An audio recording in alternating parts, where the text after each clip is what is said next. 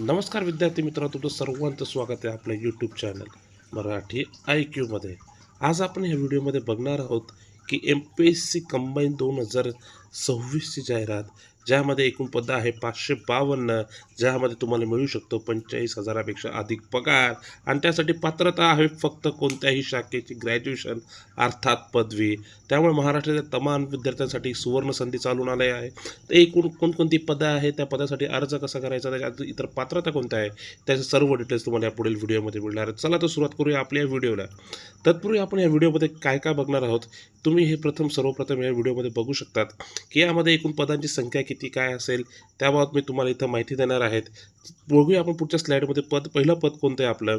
तत्पूर्वी तुम्हाला मी सांगतो की एकूण इथं पदं आहे, एकूण 552 पदासाठी ही महाराष्ट्र गटबग अराजपत्रित सेवा पूर्व परीक्षा अर्थात ही ग्रुप बीची जाहिरात असून यामध्ये एकूण 552 पदं आहे आणि ही परीक्षा दिनांक 14 जून रोजी महाराष्ट्रातील 37 जिल्हा केंद्रावर घेण्याचे नियोजित केलेले आहे. त्यामुळे परीक्षा अतिशय जवळ आलेली आहे. 2 ते 3 महिन्याचा कालावधी या परीक्षेसाठी आहे. त्यामुळे या परीक्षेसाठी अभ्यासाला सुरुवात करणं गरजेचं आहे. ज्यांना ही परीक्षा द्यायची आहे त्यांनी आत्ताच अभ्यासाला सुरुवात करावी. तर बघूया आपलं पुढची स्लाईड कशा संदर्भात आहे. तर ही स्लाईड आहे आपली की कोणते पद आहे, पदांचा तपशील ह्या व्हिडिओमध्ये आपण बघणार होतो. त्यातलं पहिलं पद आहे सहाय्यक कक्षा अधिकारी अर्थात ASO, ज्याला म्हणतात इंग्रजीमध्ये असिस्टंट सेक्शन ऑफिसर. हे मंत्रालयातील अतिशय महत्त्वाचं पद आहे आणि या पदासाठी सध्या S16 म्हणजे अतिशय उत्तम पगार ह्या श्रेणीमध्ये दिला जातो. S16 म्हणजे तुम्हाला जवळपास हा पगार 60,000हून अधिक पगार तुमच्या हातामध्ये पडतो. तर ह्या पदासाठी एकूण जागा आहे 6. तर त्यामुळे जागा थोड्याच कमी आहे, परंतु आयोगाद्वारे यामध्ये वाढ केली जाऊ शकते. त्यामुळे ज्यांना कोणाला मुंबईमध्ये राहून गव्हर्नमेंट जॉब करायचा त्यांच्यासाठी हे पद अतिशय खूप चांगलं आणि पॉवरफुल पद आहे. ज्यांना वाटतं की आपण या पदासाठी योग्य आहोत त्यांनी या परीक्षेचा फॉर्म भरण्यास हरकत नाही.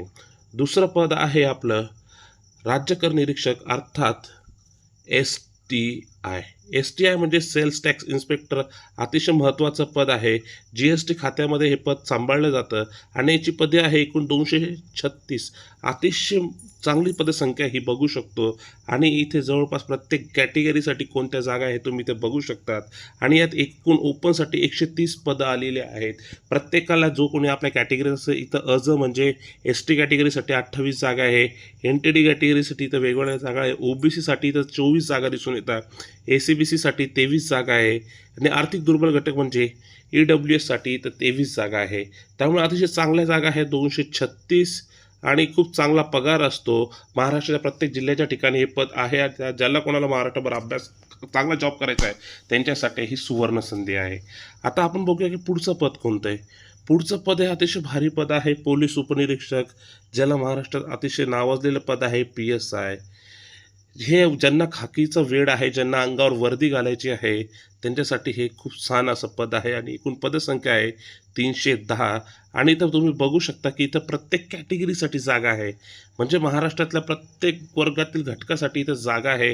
त्यामुळे ज्याला कोणाला वर्दी घालायची आहे, ज्याचं खाकीचं स्वप्न आहे, विशेषतः महाराष्ट्रातल्या ग्रामीण भागातील तरुणांसाठी ही सुवर्ण संधी आहे. 310 पदं म्हणजे खूप चांगली पदं आहे, ज्यामध्ये भविष्यात वाढ देखील होऊ शकते. त्यामुळे लवकरात लवकर ज्यांना वर्दी घालायचं स्वप्न आहे त्यांनी हा फॉर्मसाठी अप्लाय करा. फॉर्म कसा अप्लाय करायचे हे तुम्हाला पुढील स्लाईडमध्ये एक्सप्लेन करणार आहेत. तर आतापर्यंत आपण अशा प्रकारे 552 पदांचा तपशील बघितला आहे. एकूण 3 पदं आहे. 3 पदांमध्ये 552 पदं वेगवेगळ्या पद्धतीने डिवाईड केली आहेत, त्याची आपण माहिती घेतली. आता आपण पुढच्या स्लाईडमध्ये बघू की अर्ज सादर करण्याचा कालावधी काय आहे. 10 एप्रिलपासून हा फॉर्म सुरू होऊ राहिला आणि 30 एप्रिलची शेवटची तारीख आहे. त्यामुळे लक्षात ठेवा 10 एप्रिल खूप महत्त्वाची तारीख आहे आणि 30 एप्रिल ही शेवटची तारीख आहे. त्यातपूर्वी तुम्हाला फॉर्म भरायचा आहे आणि फॉर्म हा तुम्हाला ऑनलाईन पद्धतीने भरावा लागणार आहे. त्यासाठी MPSCची जी ऑफिशियल वेबसाईट आहे याच्यावर तुम्हाला जायचं आहे. तिथं जाऊन तुम्ही हा फॉर्म भरू शकता. तिथं तुम्हाला प्रोफाईल बनवावी लागेल, तिथं जाऊन तुम्ही हा फॉर्म भरू शकतात. आणि लक्षात ठेवा की ही 30 तारीख खूप महत्त्वाची, त्याच्यानंतर तुम्हाला फॉर्म भरता येणार नाही. तत्पूर्वी मी तुम्हाला सांगतो की 25 एप्रिलच्या पूर्वीच फॉर्म भरून घ्या, कारण नंतरच्या काळामध्ये वेबसाईटला प्रॉब्लेम येण्याचा धोका असतो, त्यामुळे 25 एप्रिलपूर्वी आपला फॉर्म भरला जाईल याची खात्री ठेवा. त्यासाठी तुम्हाला पेमेंट करावं लागतं. तुम्ही ऑनलाईन किंवा ऑफलाईन पद्धतीने पेमेंट करू शकतात. त्यासाठी किती शुल्क हे तुम्हाला मी पुढच्या स्लाईडमध्ये सांगेलच. पण लक्षात ठेवा की 30 एप्रिल ही शेवटची तारीख आहे. शेवटच्या तारखेपर्यंत वाट बघू नका. 25 तारखेच्या आत आपला फॉर्म भरता आला तर अतिउत्तम होईल. बघूया पुढच्या स्लाईडमध्ये की वयोमर्यादा. अनेकांना प्रश्न पडतो की किती वयोमर्यादा असेल. तर इथं सर्वात महत्त्वाचं बघायचं आहे की ASO आणि राज्यकर निरीक्षक ह्या 2 पदांसाठी जे आहे ओपनची कमाल मर्यादा ही आहे एकूण 38 वर्ष आणि इतर कॅटेगरीसाठी ती आहे 43. म्हणजे SC, ST, OBC उमेदवारांसाठी ही 43 वर्षाची वयोमर्यादा आहे आणि जे कोणी ओपन कॅटेगरीत आहे त्यांच्यासाठी ही 39 वर्षाची वयोमर्यादा आहे. तत्पूर्वी 38 वर्षाची ही ओपनसाठी वयोमर्यादा आहे.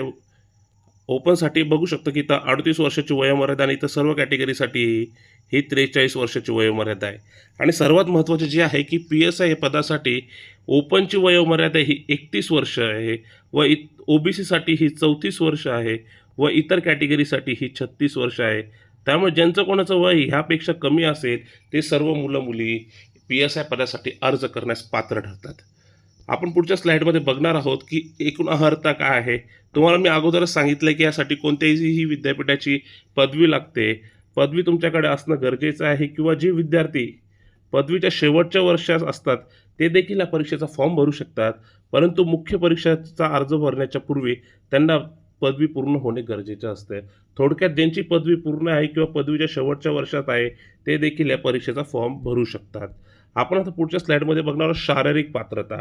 शारीरिक पात्रता ही फक्त पोलीस उपनिरीक्षक पदासाठी आहे. त्यामुळे PSI पदासाठीच तुम्हाला उंचीची आणि छातीची गरज असते.